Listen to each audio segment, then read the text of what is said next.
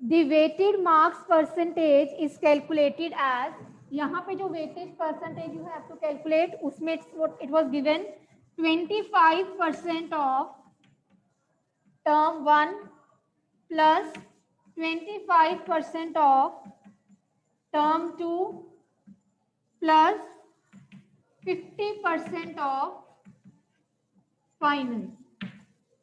अब मुझे ये बताओ आप परसेंटेज को डायरेक्टली कैसे लिख रहे हो?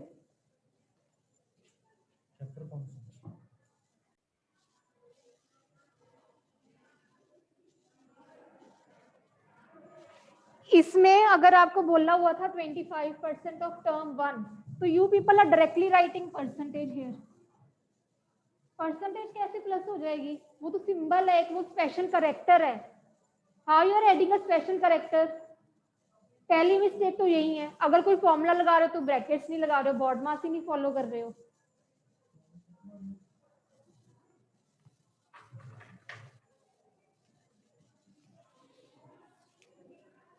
फॉर्मूला आपको क्वेश्चन में गिवन होता है, even then you are not able to formulate.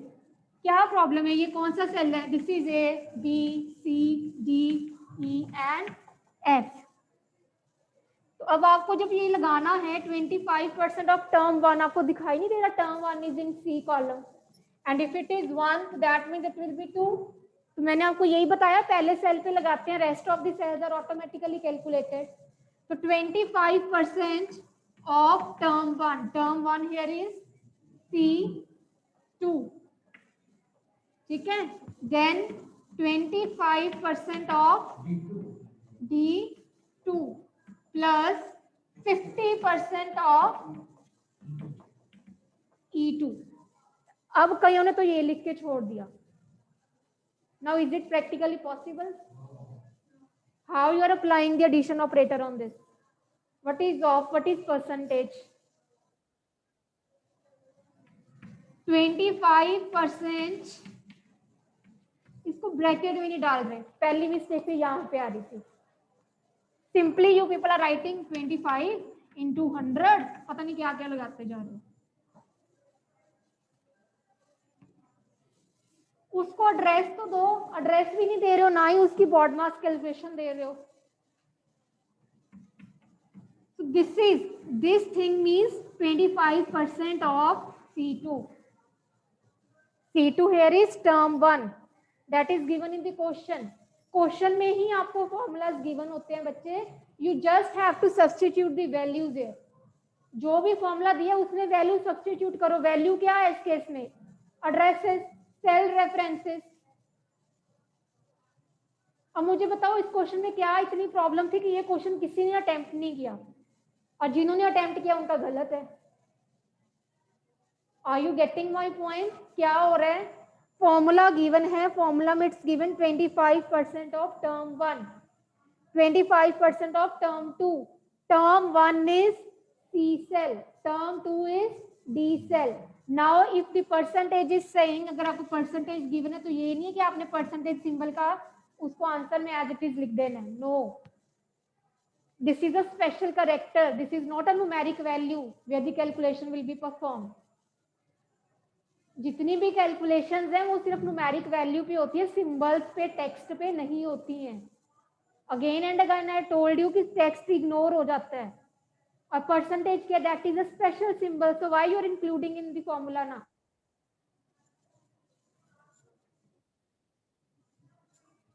So next plus. ठीक है, ये क्लियर होगी ना? हमने इसको भी ऐसे नहीं लिख देना, चाहे इसकी प्रायोरिटी सेम है, बट क्वेश्चन विथ इज 25%. चाहे तो आप इसको भी आगे सिंप्लीफाई कर सकते हो.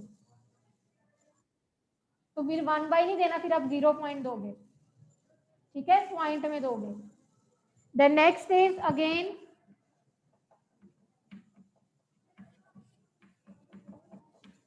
Of cell D2, then 50%.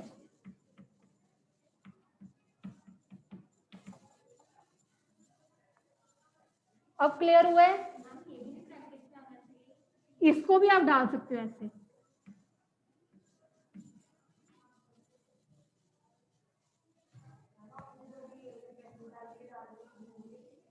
ये वाली इग्नोर कर सकते हो, बट ये नहीं इग्नोर करनी. अंदर वाली। क्लियर है? करो note down.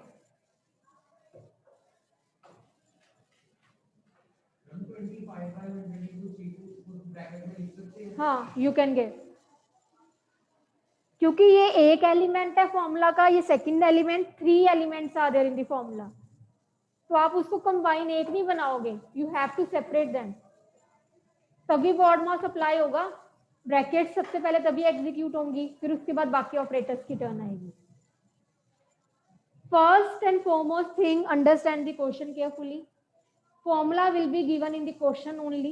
According to the formula, look at the cells carefully कि वो किस सेल की बात कर रहा है। टर्म 1 जैसे इस एग्जांपल में था C2, टर्म 2 था D2, right? Then substitute the values accordingly and put the cell references. उसके बाद आपका फॉर्मूला कंप्लीट हो रहा है। मुझे सच्ची में नहीं समझ आ रहा कि आप कैलसी वाला क्वेश्चन अटेम्प्ट क्यों नहीं करते हो, छोड़ ही क्यों देते हो उसको एज इट इज। अब तो हमने इतनी वर्कशीट्स प्रैक्टिस कर ली है, स्टिल क्लियर है? Any doubt in this? किसी को अगर भी कोई डाउट है तो पूछ लो, बता दो बच्चे अगर अभी भी कोई डाउट है। क्लियर है सबको? नाउ सेकंड क्वेश्चन कर दूं रेस?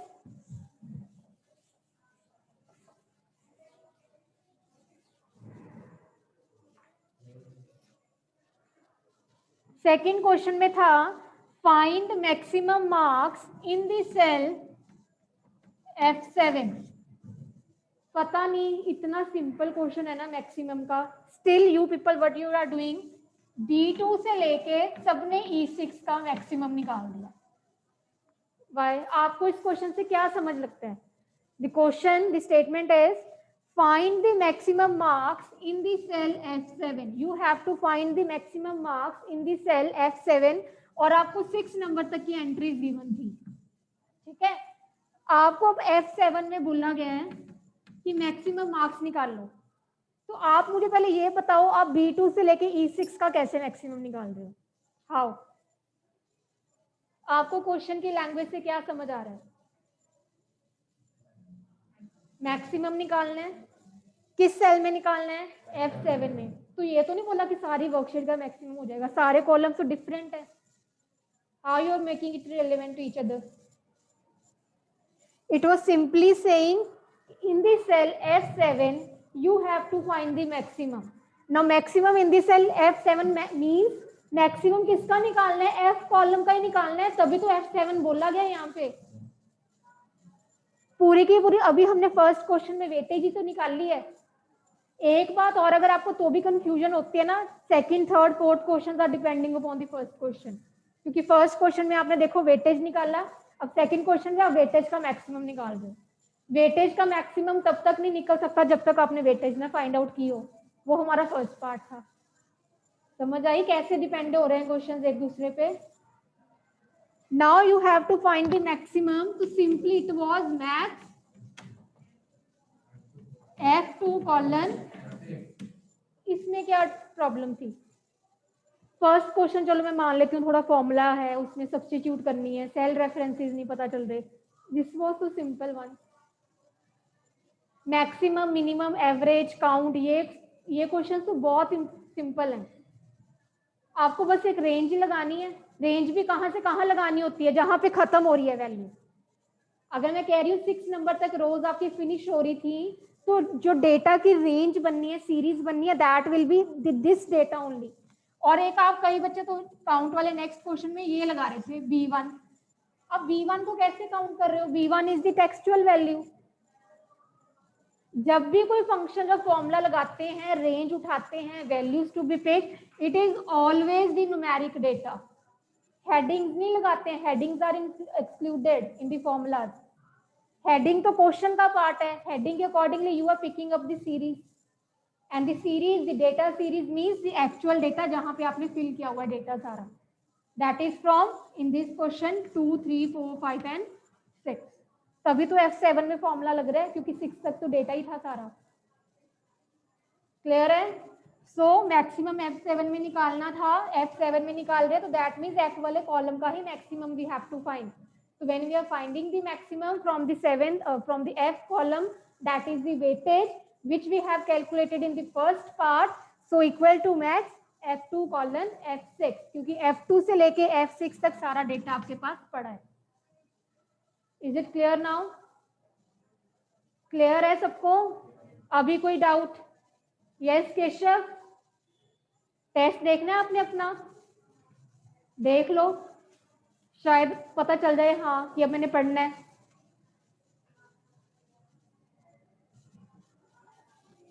क्लियर? करो इसको note down.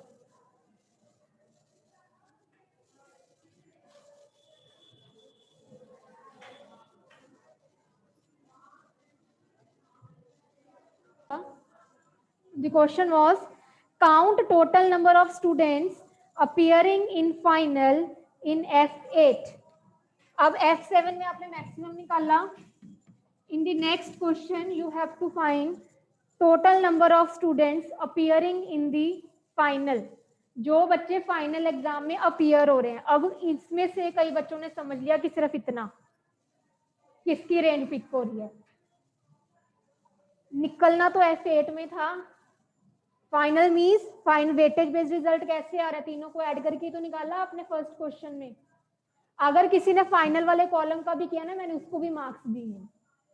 If you have written ना fine equal to count, final वाला कॉलम ले रहे हो E2 colon E6 I have given, and if some of the students have written equal to count F2 colon F6, this is also correct. But how you people are writing E1 here? वो तो wrong है. E1 में तो final पड़ा है, वो तो text value है. टेक्स्ट वैल्यू को कैसे काउंट कर रहे हो?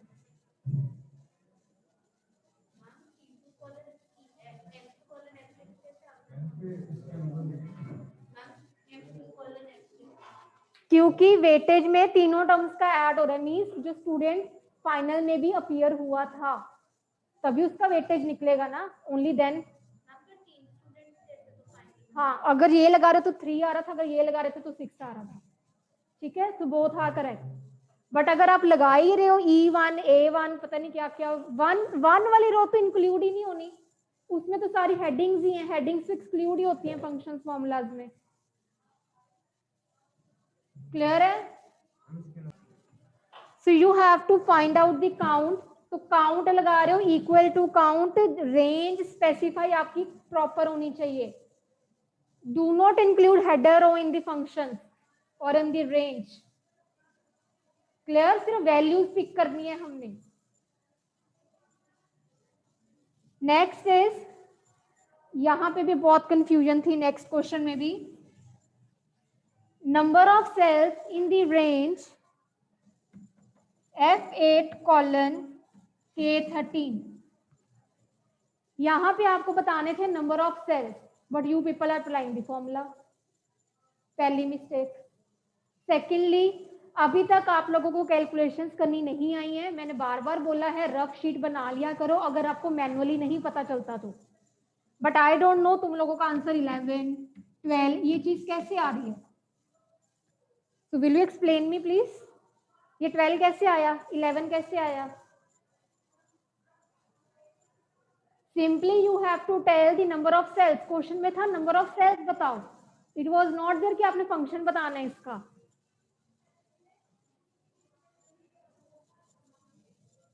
तो जब नंबर ऑफ सेल्स बताने तो मतलब काउंटिंग करनी है. Direct there will be numeric answer.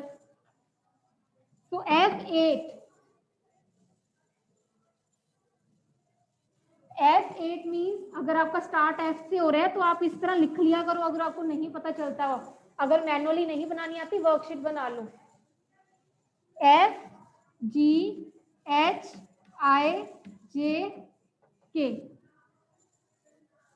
ठीक है, F से लेके K तक फ्रेम कर लिया.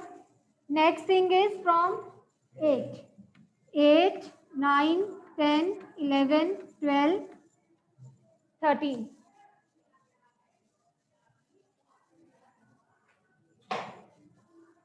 F से लेके K तक, 8 से लेके 13 तक. So now you can count it like this. एक एक सेल मैनुअली काउंट कर लो. Otherwise what you can do is, how many columns are there? 6 columns 6 rows that is equivalent to 36. पता नहीं 12 कैसे आ रहा था.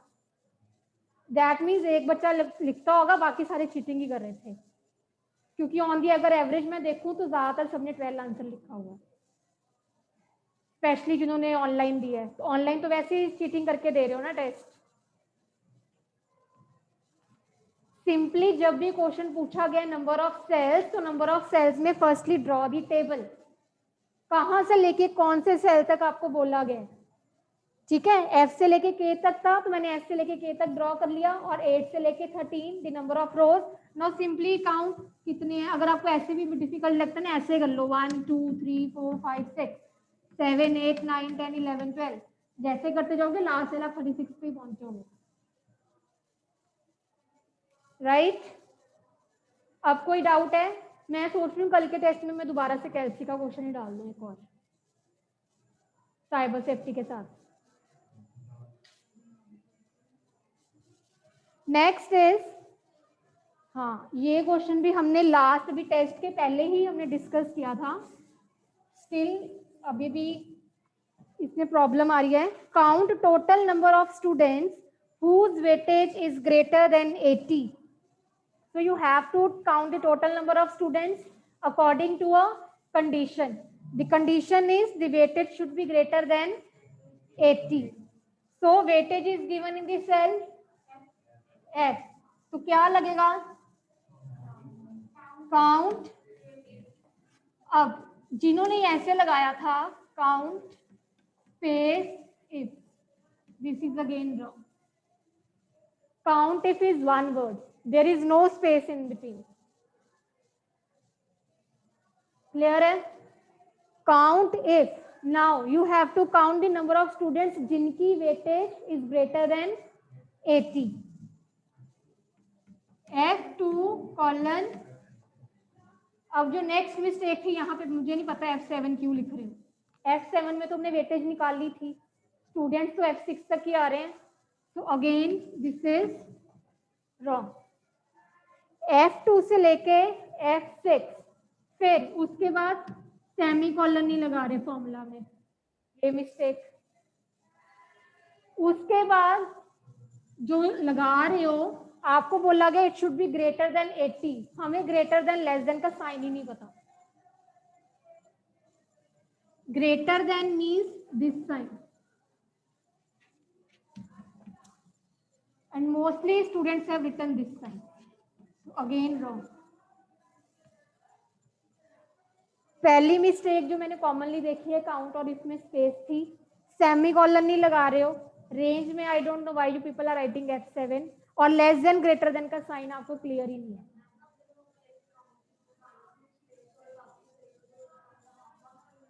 क्यों दूं मैं भी टेस्ट में? सीखोगे कैसे फिर अगर हाफ हाफ करके क्रेडिट देते जाऊं. This is greater than sign, this is less than sign. Clear? तो ग्रेटर देन बोला हुआ था तो ये चीज आनी थी, और डबल कोट्स मिस कर रहे थे. तो question is clear. You count the number of students whose weightage is greater than 80. Clear? Next theory questions. Replace की शॉर्टकट की सबने गूगल से कॉपी की है. I am 101% sure 99% of the students have written control plus H. Google पे copy वहां पे ढूंढोगे ना आपको कंट्रोल प्लस H ही मिलेगा, क्योंकि वो MS वर्ड की बता रहे हैं. हमने ओपन ऑफिस में पूछा है. आप लोग ये तो देखते नहीं क्वेश्चन क्या है, बस क्वेश्चन उठाया कॉपी किया and just then search it, है ना. गूगल ने क्या बताया? Control plus H, because in MS word the replace shortcut की is control plus H, but in open office it is control plus F. ये भी मैंने प्रायरली टू टेस्ट डिस्कस किया था.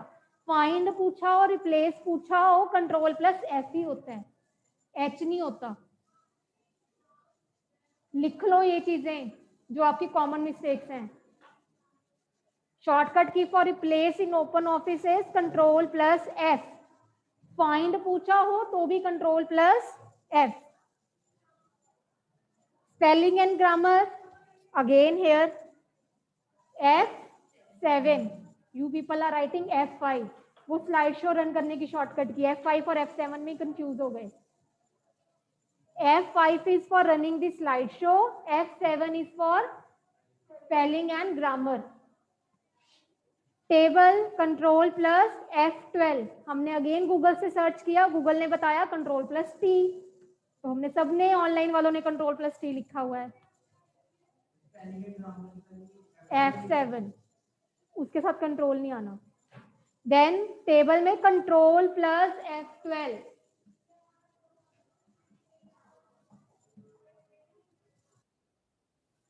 क्लियर है? Next 4 buttons on the formatting toolbar again.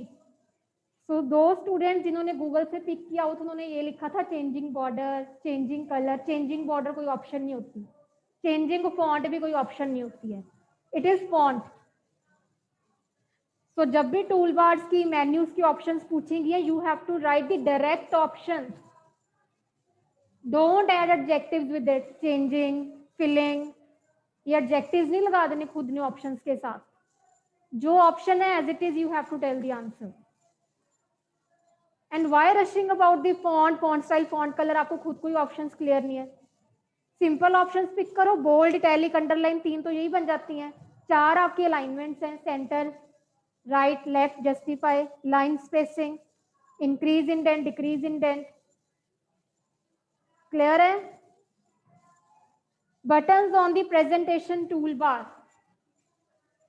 Slide, slide layout, slide design, duplicate slide, expand slide, slide show. 6 buttons are there only. इनके अलावा और कोई बटन नहीं है. हाइड, स्लाइड, डिलीट से ये कुछ नहीं है. Methods to apply slide transition. सबसे इजीएस्ट वे है इन क्वेश्चंस को अटेम्प्ट करने का. ऑलवेज फर्स्ट नंबर पे अटेम्प्ट द कमांड. जितना मेथड्स के अंदर जाओगे ना उतने मिस्टेक्स होने के चांसेस ज्यादा है. राइट क्लिक करना है, राइट क्लिक पे स्लाइड ऑप्शन आ रहा है, नहीं आ रहा है, डायरेक्टली आ रहा है, ये चीजों में कंफ्यूजन रहती है. तो राइट द कमांड, उसमें क्या प्रॉब्लम है? और सबने लिखा हुआ है slide transition on presentation tool bar. Presentation tool bar पे तो है ही 6 buttons. Firstly in these questions you have to give the command. जो फर्स्ट मेथड आपका बनेगा, अगर स्लाइड ट्रांजिशन बोल रहे हैं तो slide show menu, slide transition option. Custom animation पूछा तो भी यही सेम कमांड है. स्लाइड शो पूछा तो भी यही सेम कमांड है. तो इससे बेटर है स्लाइड शो मेन्यू की ऑप्शंस लर्न कर लो. एक एक मेथड तो रेडी होगा सबका, right? Second method, slide pane पे राइट क्लिक कर रहे हैं तो राइट क्लिक करके ऑप्शन आ रही है directly slide transition. Third, the best and the easiest way, slide transition on the side bar. You people are writing slide bar. It is not slide bar, it is side bar, SIDE. और कई इतना लिख के छोड़ रहे हैं slide transition on the task pen. Task pen पे जाकर देख लो, नहीं आएगा जब तक साइड बार से उसको इनेबल नहीं करोगे. Slide transition option from the side बार. वो साइड बार कहाँ पे आ रही है? In the task pen. अगर टास्क पेन नहीं भी लिखते ना, उतना ही लिख के छोड़ रहे हो साइड बार, तो भी it is correct. At least right proper word. It is not slide bar. Clear है?